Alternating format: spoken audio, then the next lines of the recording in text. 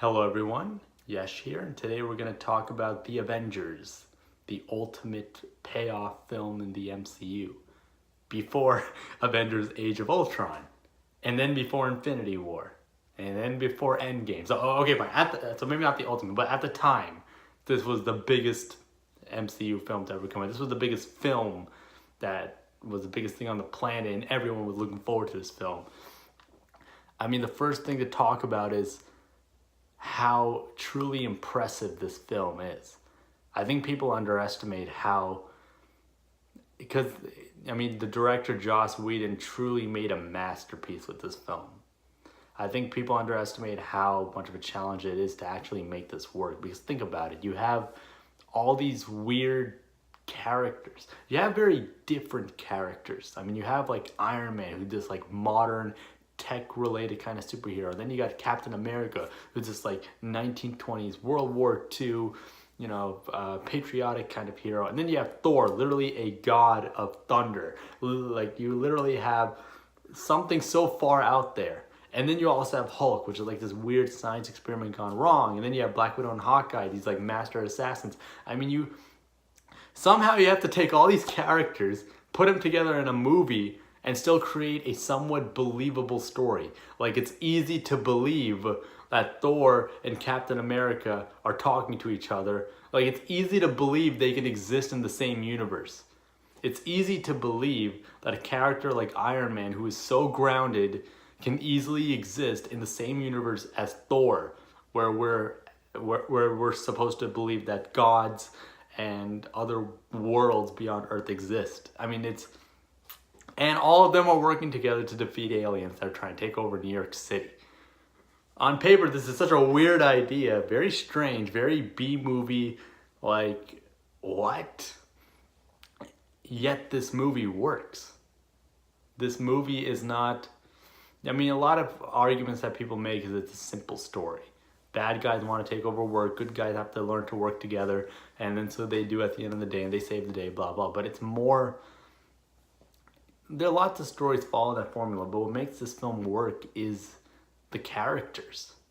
These are really good characters. We love them. We saw their origin stories. We saw how they became who they are. And seeing them in this film and seeing them interact with each other, those are some of the best parts of this film. I mean, honestly, the best parts of this film isn't even necessarily the action. It's them just talking to each other. There's this beautiful scene in the middle of the movie, just when all of the Avengers are gathering around and they discover that S.H.I.E.L.D. was hiding a secret from them. And they start having a little argument about it. And you see the banter that they work off each other. Just the way that, some of the lines, the dialogue is so well written. Like, just some of the lines where it's like, where Thor just looks at these humans and goes, I thought you people were more evolved than this. And then Nick Fury just goes, oh, I'm sorry, do we go to your planet and blow stuff up? And it's beautiful. Like, it works. It works because there's all these different personalities, these strong, interesting, unique personalities, and they work off each other in very creative, funny, genuine ways. Like, the comedy in this film doesn't feel like, there's no it may be a simple 3-act story, but there's no cliches that feel like, oh, we've seen this before, we've seen that before, blah, blah. They know how, the writers knew how to tell this story with adding jokes and elements that are really a creative, like, these jokes are creative because the situation is creative. The whole circumstance is creative. The bad guy himself, Loki, is such a creative, interesting, different villain. Like, yes, he wants to take over the earth. Big whoop. Like I get that that's the most obvious reason for a villain in a movie like this. But what works is that he's a different kind of villain because he's like the god of mischief. He's like the Joker from Batman. Like, the Joker from Batman doesn't really have an end goal. He's just chaos incarnate. Loki, on the other hand, is the god of mischief. So for his deal is really just kind of that same desire of causing chaos, causing like basically chaos in the galaxy. And now he wants to cause that kind of chaos in New York City. he makes these claims like he wants to be the ruler of Earth, he wants to rule over Earth, he wants to be their new king. But I don't even think he realizes that he really just wants to create chaos. And that's what makes him such a compelling, interesting villain, is that there's so many layers to this character. Tom Hiddleston did a great job of portraying him, and you really feel the emotions, as well as you can just see he's having fun with this character. You see, like, when he's very villainous, he embraces the villain part. He really goes for it, and it works. I mean, and there's so many great character moments. They're so creative and interesting. Like, just the scene when Samuel L. Jackson as Nick Fury is just talking to Loki. And it's like this interesting, weird Silence of the Lambs kind of scene. And it even ends with Nick Fury just going, well, let me know if real power needs a magazine or something. It's like, I'm starting to think Nick Fury got all the best lines in this movie, because it's great. And everything about this movie is great. I love the little banter that Tony Stark and Steve Rogers has, like Iron Man, Captain America. You start to see, like, yeah, they're not meshing well together. They're very different people with different ideologies. It's like teasing Civil War for the future. You see that they're very different in that way, and it works. I mean, this movie is more than just a movie. This movie really changed the face of cinema. Now every studio wants to be like Marvel. Every studio wants to have their own cinematic universe, whether it be DC, whether it be monsters in the Universal Monster movies, whether it be Sony trying to take Spider-Man and finding a creative way to make 20 films out of that one character. So but a lot of these other studios have failed to do that. And the reason why Marvel's the only one that succeeded is because they were the ones who were respectful enough for their characters and their worlds to know that first tell a good story. All these other studios are trying to create cinematic universes, and they're just trying to start off with like creating worlds. And that's the best way to describe it, is other studios are trying to create worlds, but Marvel was just trying to create characters. And that's the goal. Their focus was, let's create characters that people will care about, so that we can put the characters in any situation and people will still watch them because they like the characters. And that's what a lot of other studios fail to realize. Other studios so big on world building and trying to expand on it, trying to be like, see, this could be another film, that could be another film. And Marvel was like, let's have our first film just be Iron Man.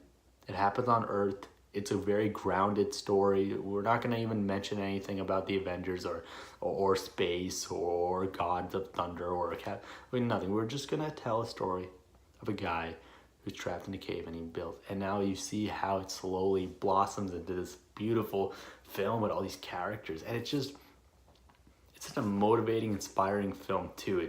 Because in a subtle way, it sort of emphasizes the importance of people from different backgrounds, from different worlds, sort of coming together for a common cause.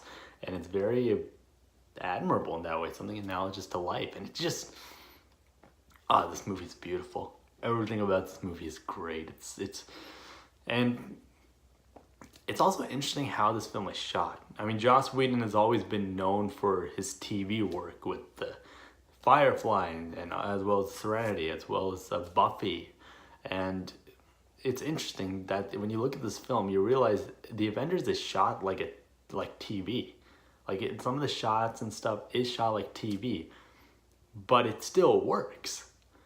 I mean, there's lots of moments in this film that feel corny and cliche. Like, out of context, it's corny and cliche.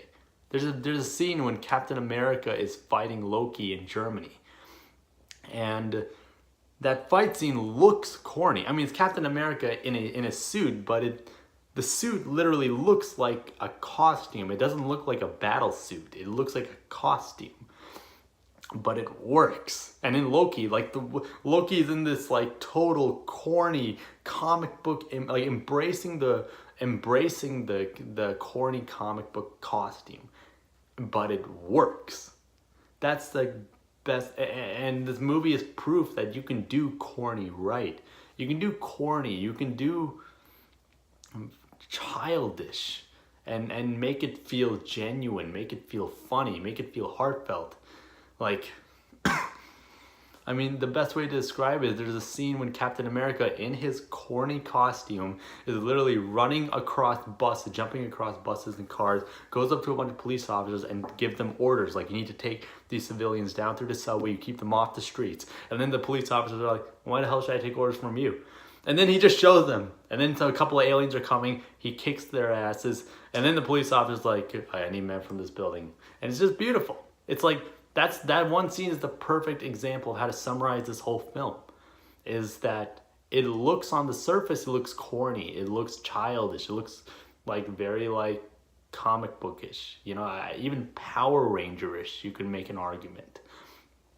But it's because it's filled with a lot of heart and sincerity and badass moments, the movie works. And it's one of the most iconic movies of all time. It's truly a movie that defines this generation of cinema. It really defines, like, this is the kind of movie we're gonna look back years from now and just say that, wow, we grew up at a time, we were alive during this moment. We were able to see, go to theaters and see this on the big screen for the first time before we even knew if this was ever gonna be a thing.